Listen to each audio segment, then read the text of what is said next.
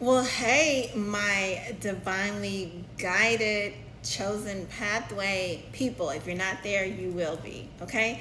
Listen, for today's videos, okay, we are discussing the topic of judgment, where we are going through the various stages of judgment so that way we can kind of get rid of a lot of the misconceptions in terms of what judgment is and how judgment actually takes place.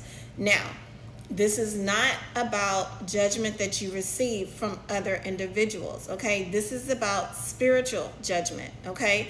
There are a lot of misconceptions, and over the weekend, I received a spiritual download over the topic of judgment. This came straight from source, straight from the Most High, okay? I had to take quite a bit of notes, and I had to fully understand this in order for me to be able to teach it, okay? Now, I took notes. These are my notes, okay?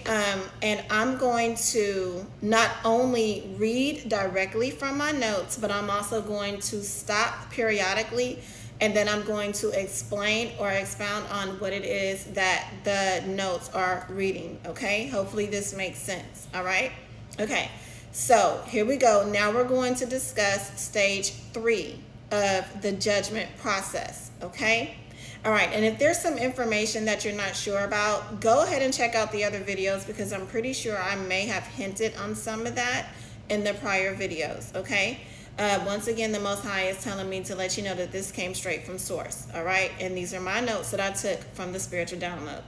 All right, so here we go. And I'm going to read it. All right, so it says, and this is going to be stage 3. And this particular stage is the physical spiritual stage. Okay? All right. The physical spiritual stage follows the seed's journey, where the energies transcend the realm of the unknown. Within a physical vessel, it gradually becomes more noticeable, eventually becoming undeniable. This pivotal moment marks a turning point, often leading to a permanent transformation or even a death. Period. Okay? This death is a direct consequence of the hidden seed nurtured by other seeds, which ultimately causes the seed to take a physical form. As the seed becomes physically noticeable, it embarks on a journey towards death or a profound transformation. Now, please do not be afraid of the term death. Do not be afraid of the effects of death or just the presence of death. Remember, in terms of duality and polarity, okay? Polarity has everything to do with something being on polar opposites, okay, of one another. Duality means it is exactly the same but slightly different, okay? Now, a death does not always have to be something that ends somebody's life in terms of them physically being here, okay? Although it is, that is not the only death that you can have. A lot of times, spiritually, when you encounter a death, it is when you go through a transformation, okay, and you become renewed, and you go through a death and you rise again to something totally new and something renewed, something more beautiful, something more refined. Death does not always mean an ending. And I'm going to be honest with you all, okay? 9 times out of 10, just because somebody left this earth does not mean that they're actually dead. They just come back in a different form. They're still here. That's how you're still able to feel their energy. Okay, stop being so afraid of death. Death is not something you need to be afraid of. It is something that is going to happen regardless of how you feel about it. Okay? Those people that are seriously afraid of death is because you're afraid of judgment. And here's what I need you to understand. You're going to get judged. You get judged the very second you commit an action. It doesn't happen at the end of your life. It's not going to happen at the end of the crossroads where you're standing in front of people and they're going to dictate whether you go to a place of bliss or you go to a place of torment, okay? You're already dealing with that while you're here on earth, because of the different seeds that you've sown, the different actions you've taken, the different responses that you've had, the different mentalities and paradigms that you've taken on. All of those are going to determine what type of judgment you're going to receive. And when I say going to, you commit the action, the response, the reaction, or you have the paradigm. And when you allow that to stay within your mindset or your mentality, and that dictates an action that you've taken. You receive judgment right then and there. It doesn't happen when you pass away. It happens every second that you decide to make a decision. Every time a thought comes up, if you don't address it or you don't return it to sender, you bury that deep within your subconscious. When you do that, you are just giving it a place to grow. That's all that happens. Your fears, when you bury them, you're giving them a place to grow. They're going to show up.